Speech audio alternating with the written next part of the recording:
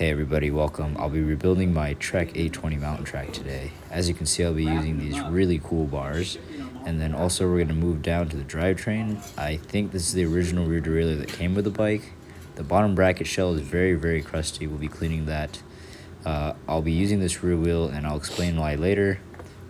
We have some parts in a bucket there, and then I might be using this crank. So yeah, enjoy. So I started working on the rear wheel. I'll report back to you when it's all trued and cleaned and overhauled. So I encountered a slight error on my behalf. I was trying to stack the drive side locking nut and cone nut configuration here. I got the old ones, stacked them against the new ones, and found out I needed to space it like that. But you can see, as observed by my friend, they're sticking out a bit too much, and it makes my dish be too much that way towards drive. So what I'm going to do, as he suggested, switch that spacer to here and just see what happens.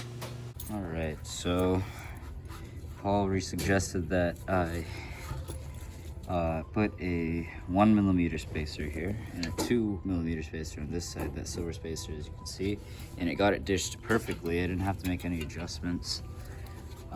However, I forgot to mention this, I just chased out the bottom bracket shell. You can see it is still a bit crusty in there, but the threads are somewhat clean. So I'm just going to take it as it is. Alright, so we got the bottom bracket in. I decided I'll be using this Shimano non-series. I think it's an FCA430. I am wrong. FCR124. Compatible with 68 by 122.5 bottom bracket. I tried this on a 73 with a 122.5. It did not work. I had to run a 127. And also the first gear right here was rubbing against the chainstay with the 122, and it barely made any clearance with the 127. Just FYI. Alright guys, crank is on. We got a Shimano BBU on 55 in there. It spins really smooth, as you can see. I also made sure that I put it in its least wobbly position. And I'll be installing these Cool Stop Eagle brake pads on here. Look quite nice.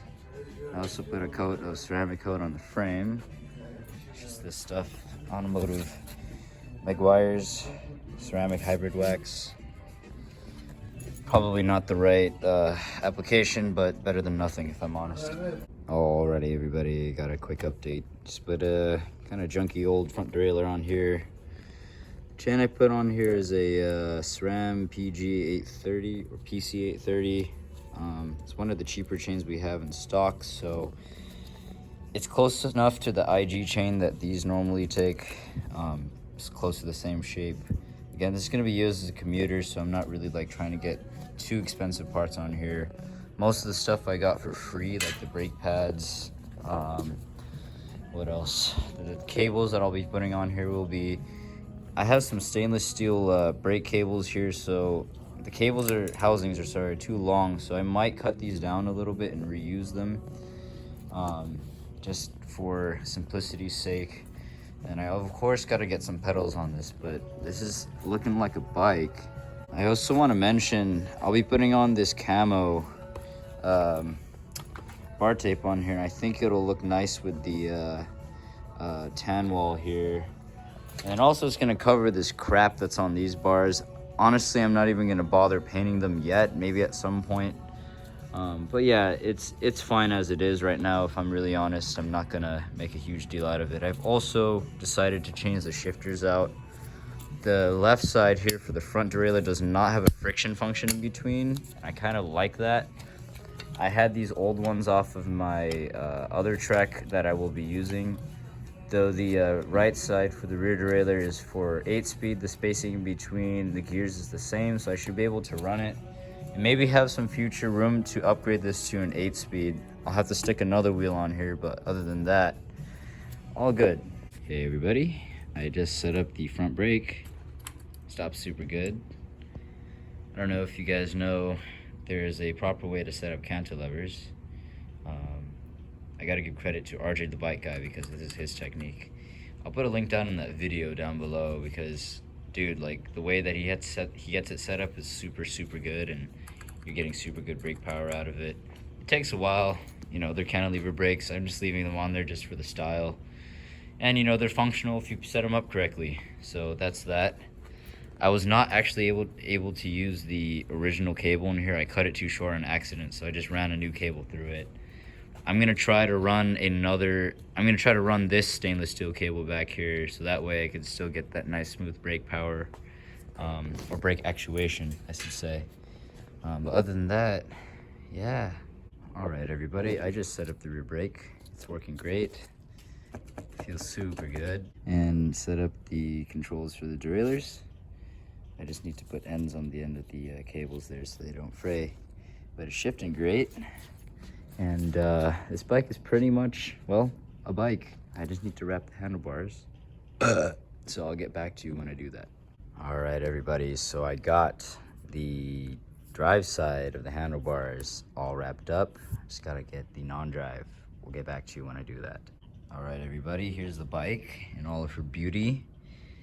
I got those pedals on. There's some nice aluminum ones. I took the reflectors off because those are corny. Currently adjusting the control ergonomics, but I got the handlebars tipped how I want it. I rose the stem up a little bit because I have a terrible back. I'm about to tighten the rear brake. It's a little loose for my taste, so I got the third hand right here. But after that, I'll go on a test ride and I will report back. Hey guys, currently on the test ride.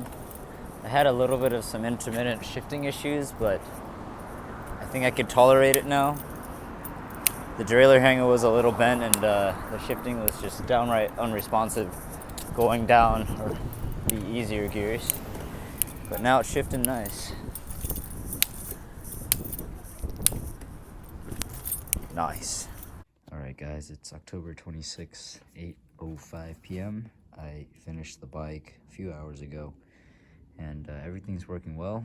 I'm not sure if I should take this bike or my blue one home tonight over there, but yeah, I'll just make that decision when the time comes.